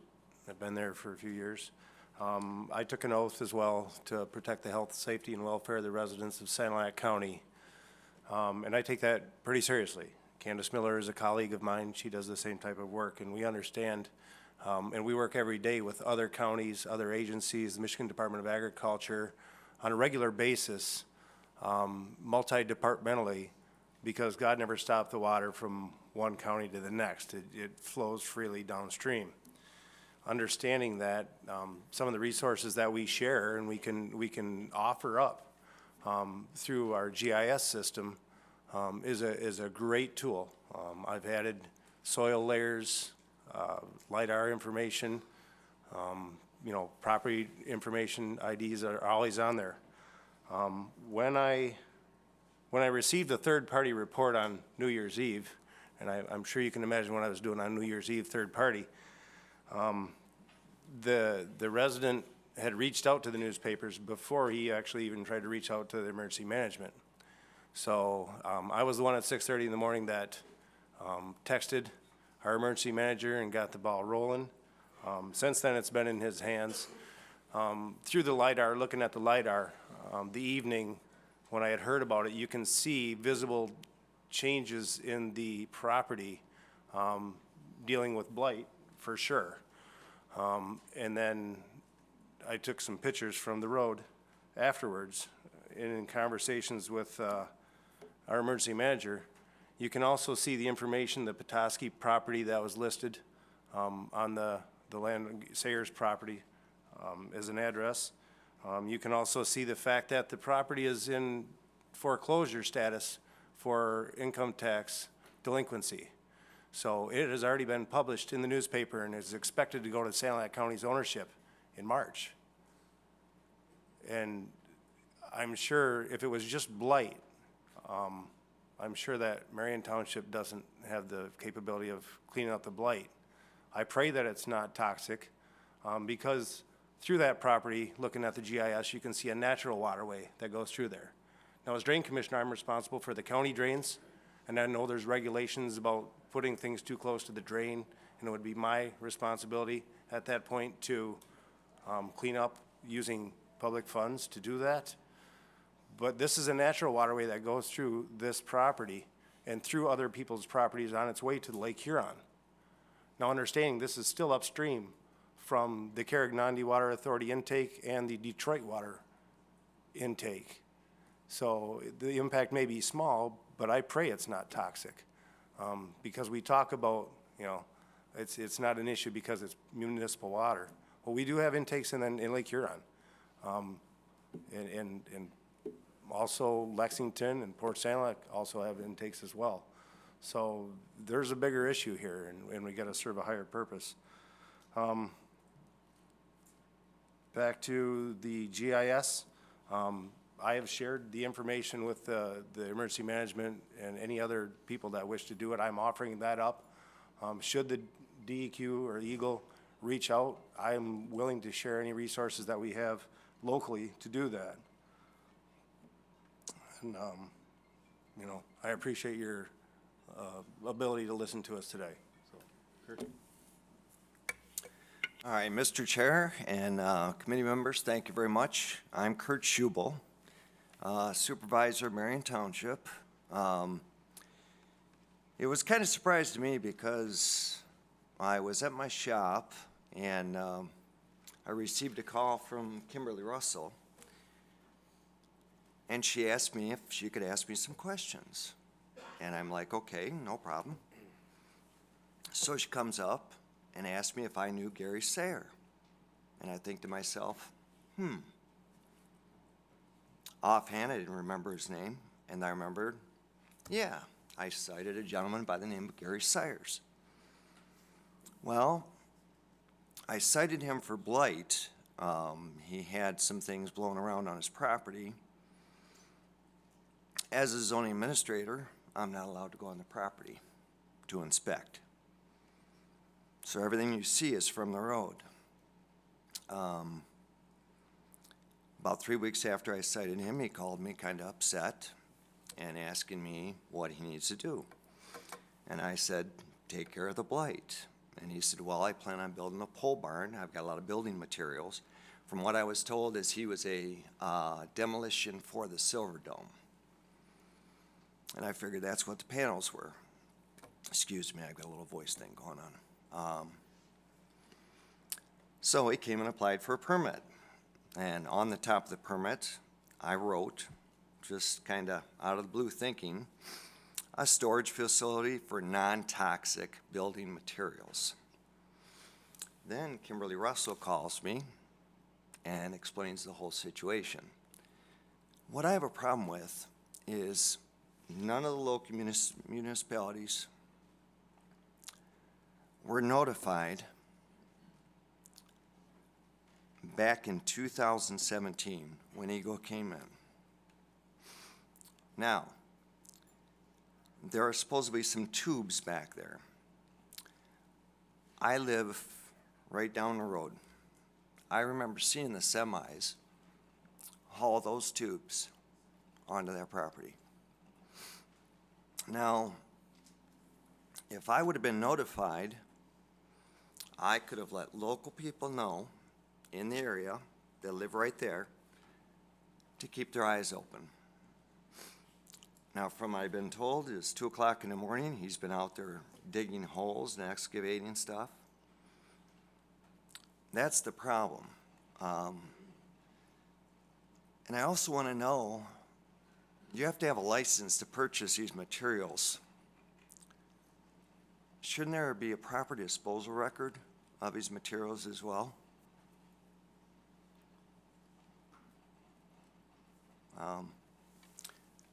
That's my question to Eagle. That's my question to legislators. You know, I don't know how long these people at Eagle have been there, but I'm sure, you know, they haven't been there since 1996. This falls back quite a long time, and it's pretty sad.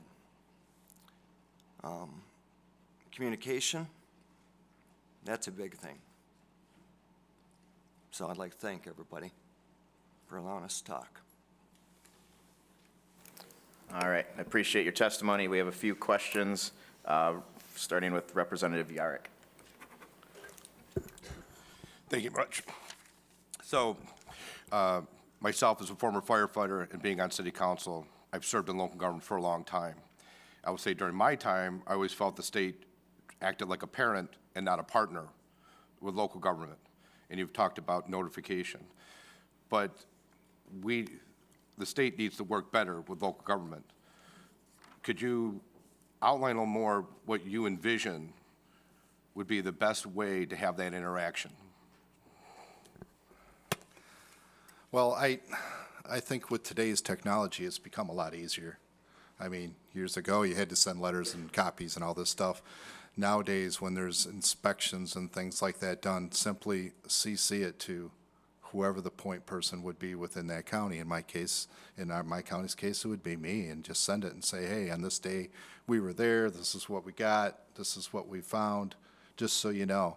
You know, it's why these two were talking. I got thinking too, you know, I didn't get a copy of the report, or still haven't, but I also was informed too that since 2017, January, I think it is, whenever they took kind of possession of it to clean it up, he's never had access to that property.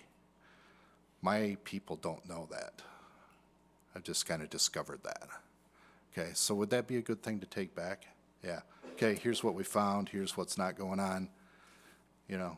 But just so you know, that particular person does not have access to any other of these properties. Now, I understand there's another property. I don't know if he was barred from that piece of property at the same time or not. I don't know that answer. But I just think with today's technology, it would be very simple. You know, we're, as emergency managers for every county, we're responsible to keep track of our 302 sites and all this stuff. Why can't it just be a piece of that? So there's an inspection, just a quick email, hey, we were there. You know, just so we can kind of stay ahead of the curve instead of being caught on the backside. Representative Sabo. Thanks again, Mr. Chair. I'd like to direct this through you as the chair to the rest of our committee. I think when we talk about what's happening in Madison Heights, we're moving forward. We're trying to get it resolved because it's a major issue and it's really affecting public health. But when these gentlemen come up and start talking about their situation in Sanilac County, to me, this just does nothing but highlight the need for us to properly fund our departments, properly fund our local municipalities so that they can react to these situations much more effectively. Right now, because we underfund our departments and we underfund our local communities, the only thing they can do is basically respond to whatever is actually happening at the moment. And somehow we have to figure out a way to keep these things from happening to begin with, and how we do that is to make sure that those departments and those local municipalities are properly funded so they can provide the services that are needed in those communities. It's an old adage, you get what you pay for. And as long as we continue to keep underfunding, these are the types of situations that are going to continue to happen. So I just want our committee to keep that in mind moving forward so that we can fix that problem. Thank you. Representative Hood. Thank you, Mr. Chair. I appreciate the opportunity to ask a question. I'm curious to know from the Drain Commissioner and the folks at the county, if you have enough information in regards to like geological survey, groundwater flow, what types of technologies do you have access to, and how does the state support that work? It was just a couple of years ago that we got a new LiDAR flyover in cooperation with the state of Michigan. That was awesome. We also had received funding for a new flight over. The soils map came from the Soil Conservation District. In that USGS map has been replaced in 1965 version, so it's much, much better. So it's improving. Are there Absolutely. additional tools that could be helpful to you? What's your dream list, your wish list? I don't have a dream at this point. I just need to, make sure that my people are safe, and that's the goal. Okay. Communication is a big thing. Working on different projects with the Department of Transportation, the road commissions, the drain commission, the townships, the villages. We've got every one of us has our own special wants and needs. But when we work together on things, we can get stuff done on a bigger picture, much less expensive. So I've got a couple of projects multi-million-dollar projects where we grouped a bunch of different organizations to get together, sat down at the table, let's get this done right the first time. And that's kind of what a lot of drain commissioners do all over the state. So that's my dream, working together. All right, we have several more questions, and I don't want to keep anybody from committees that follow this. So Representative Kennedy. Thank you, Mr. Chair, and thank you everyone who has testified today. This question, I've learned since I've been a legislator here not to make assumptions. So we all live in a 21st century environment where we get on our cell phones and we can easily dial up or app our way to any kind of information that we need. But what I've heard consistently from all of the panelists today is a need for communication and transparency. Communication and transparency. And this is more of a question back to Eagle, is it a reasonable assumption that we have the technology and the systems currently in place to support in a statewide communication, regular communication, transparency, reporting, and prioritizing? It's easy to say, well, shoot an email, but that's not a system. That's not a system. And that's when there's one event. But when there's thousands, and I have one in my district that's an ongoing PFAS remediation site, is that an assumption we should be making, that those technology tools are in place and we're just not using them? I don't know if someone can speak to that. Representative, I think these are things that we want to go forward working on. It is conversations that Director Clark and I have had. We will go forward working on. I want to keep questions to the people in front of us. Thank you. Yep, thank you. Representative Brixey. Thank you, Chair Hernandez. As a trained environmental chemist, I spent a lot of time in the in the earlier part of my career traveling all over the state to sites like these, conducting investigations and cleanups. And it's heartbreaking to me that I'm here in this role, seeing that these things continue to happen. And it's very clear to me that, the hexavalent chromium of the green ooze is only the current problem that we have. And among those 7,000 other sites in the state, there are other potential disasters awaiting us. And, listening to these comments with the common theme of how did we get here, how do we fix it, and how do we prevent it from happening in the future, my question would be for our body, and what is our role in this whole mess? Because during our budget deliberations last year, we looked at cutting IT 25% across the board and FTEs 3% across the board. And at that time, I was concerned about the unforeseen consequences that those actions would have. And in fact, they're dire consequences. We didn't end up making those cuts, but we have had over the past 20 years a series of cuts to the department that are clearly a contributing factor here. Because how can we expect to be able to properly track and prioritize these important sites and communicate with our local units of government if we aren't giving the department the IT tools they need to properly do this? So, for all the other sites that we have like this, we need to improve not just revenue sharing to local units of government, but we need to invest in Michigan so that we can continue to do the work that's important to prevent this from happening and not to be in this reactive mode. So I'm sorry that you're here before us today, and I'm sorry about the actions that we've taken that have contributed to this.